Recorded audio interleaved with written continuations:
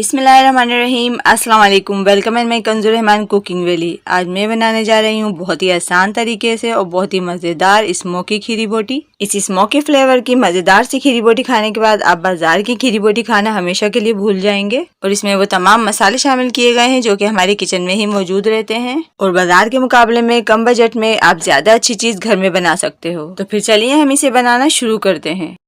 खीरी बोटी बनाने के लिए पहले हम खीरी को अच्छी तरह से धो लेते हैं। आप लोगों ने खीरी को धोने का तरीका पूछा था, तो इसलिए आज हम खीरी को धोने का तरीका भी बताएंगे। तो मैंने यहाँ ली है 1 kg खीरी और इसे मैंने 2-3 बार टैप वाटर से अच्छे से धो लिया था। उसके बाद मैंने छन्नी में रख दिया था ताकि इसका तमाम पानी निकल जाए। वैसे तो कसाई से साफ सुथरा ही बना कर देते हैं, लेकिन आपको फिर भी लगे कोई चिकनाई वगैरह है तो आप उसे पहले अच्छी तरह से साफ करके 1-2 बार लाजमी टैप वाटर से धो लें। और इसका जब तमाम एक्स्ट्रा पानी ड्रेन हो जाए तो इसे किसी बॉल में कन्वर्ट कर लें। जैसा कि आप देख रहे हैं कि खीरी को मैंने भी एक बॉल के अंदर डाल लिया है। तो अब हम इसमें शामिल कर लेते हैं 1 टेबल स्पून लहसुन अदरक का पेस्ट, जो कि इसकी स्मेल को काफी हद तक खत्म करता है और इसके बहुत से और भी फायदे हैं। और इसके साथ ही मैं इसमें शामिल कर रही हूँ 1/4 बंच फ्रेश पुदीने की पत्तियां, और ये भी इसकी स्मेल को खत्म करने में मदद करेंगी और इसके अंदर बहुत अच्छी सी खुशबू लेकर आएंगी। अब 2 मिनट हम इन चीजों को हाथ से अच्छी तरह से मसल कर इन्हें अच्छे से मिक्स कर लेते हैं।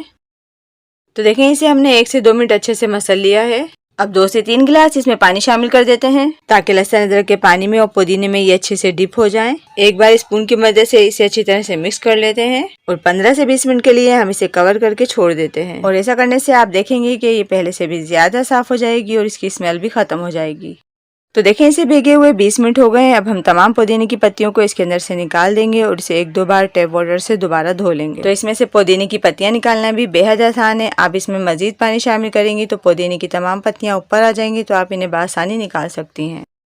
तो देखिए, मैंने इसे सादा पानी से अच्छी तरह से वॉश कर लिया है और आप देख सकते हैं कि पहले से भी ज्यादा साफ हो गई है। और अब मैं इसमें शामिल कर रही हूँ 1/2 कप बीट किया हुआ दही, कुटी हुई लाल मिर्च 1 टेबल स्पून भरकर, कुटा हुआ धनिया 1 टेबल स्पून भरकर, धनिया पाउडर 1.5 टेबल स्पून, लहसुन अदरक का पेस्ट 1.5 टेबल स्पून, नमक 2.5 टीस्पून, हल्दी powder 1 teaspoon, black pepper powder 1/2 teaspoon, जीरा पाउडर 1 टीस्पून, अजवाइन 1/2 टीस्पून। इसे मैंने हाथ से अच्छे से क्रश कर लिया है और ये हाजमे में बहुत अच्छी हेल्प करती है।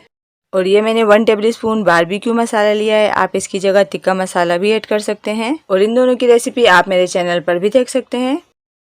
अजीनोमोटो 1/2 टीस्पून, 1 पिंच ऑफ टाटरी, अगर आप ये ना डालना चाहें तो इसकी जगह 2 नींबू का जूस ऐड कर सकते हैं, और 1/4 teaspoon food colour, 2 table spoon cooking oil.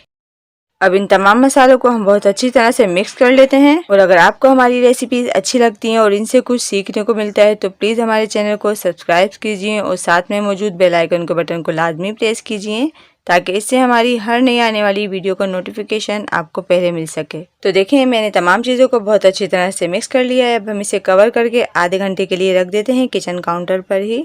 तो देखिए, इसे मैरिनेट हुए आधा घंटा हो गया है। अब हम चलते हैं इसके नेक्स्ट स्टेप की तरफ। तो अब मैं कढ़ाई के अंदर शामिल कर रही हूँ 1/2 कप मस्टर्ड ऑयल।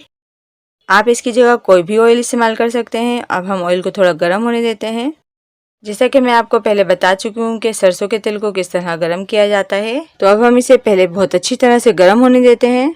तो देखें, ऑयल हमारा रेडी हो गया है। अब मैं इसमें शामिल कर रही हूँ 1 टेबल स्पून सफ़ेद तिल। इनको थोड़ा सा चला देते हैं ताकि इन पे हल्का सा गोल्डन कलर आ जाए। तो देखिए, तिल हमारे बहुत लाइट से गोल्डन हो गए हैं, हमें इतना ही गोल्डन करना था। तो अब हम इसमें शामिल कर देते हैं मैरिनेट की हुई खीरी और तकरीबन 2 से 3 मिनट हम इसे अच्छी तरह से पका लेते हैं।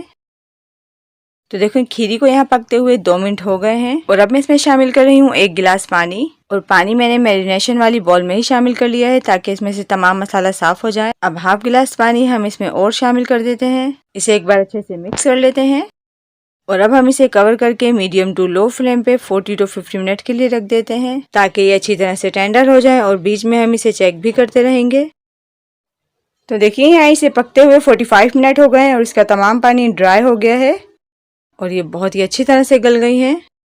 एक खीरी को मैं आपको कट करके दिखाती हूँ और देखिए ये स्पून की मदद से कितनी आसानी के साथ कट गई है। और अब मैं इसमें शामिल कर रही हूँ 1/2 टीस्पून भरकर गरम मसाला पाउडर। इसे अच्छी तरह से मिक्स करके हम कवर कर देते हैं और फ्लेम को ऑफ कर देते हैं और 2 मिनट बाद हम इसे डिश आउट कर लेंगे। تو آپ دیکھ سکتے ہیں کہ بہت ہی مزیدار کھیری بوٹی تیار ہے۔ آپ اسے ایسے بھی کھا سکتے ہیں، آپ اس کا بوٹی پراٹھا بھی بنا کر کھا سکتے ہیں، اور یقین جانیں یہ اتنے مزے کی بنی ہے کہ آپ اسے سادی روٹی سے بھی انجوائے کر سکتے ہیں۔ اب ہم اسے مزید مزیدار کرنے کے لیے اس میں کوئلے کا اسموک لگا لیتے ہیں۔ اب بوٹیوں کے اوپر ہم نے چھوٹی سی کٹوری رکھ لی ہے، اور اب اس میں گرم کیا ہوا کوئلہ رکھ دیتے ہیں، اور اب اسی کھیری بوٹی کا تھوڑا سا آئل ہم اس کوئلے کے اوپر ڈال دیتے ہیں۔ اب 2 سے 3 منٹ کے لیے ہم اسے کور کر دیتے ہیں تاکہ اس میں اچھا سا اسموکی فلیور آ جائے۔ تو 2 منٹ ہو گئے ہیں، اور دیکھیں اس میں بہت ہی مزیدار اسموکی فلیور آ گیا ہے۔ کوئلے کو ہم ہٹا دیتے ہیں۔ تو آپ دیکھ سکتے ہیں کہ اتنی مزیدار بوٹیاں بن کر تیار ہوئی ہیں کہ اسے کھاتے وقت آپ ہاتھ بھی نہیں روک پائیں گے اور آپ اپنی انگلیاں چاٹتے رہ جائیں گے۔ میری اس ریسیپی کو آپ ایک بار ضرور ٹرائی کیجیے گا، اور میری یہ ریسیپی آپ کو پسند آئے تو پلیز اسے لائک کیجیے، شیئر کیجیے، اپنا اور اپنے پیاروں کا بہت زیادہ خیال رکھیے۔ انشاءاللہ ملتے ہیں نیکسٹ ریسیپی کے ساتھ۔ اللہ حافظ۔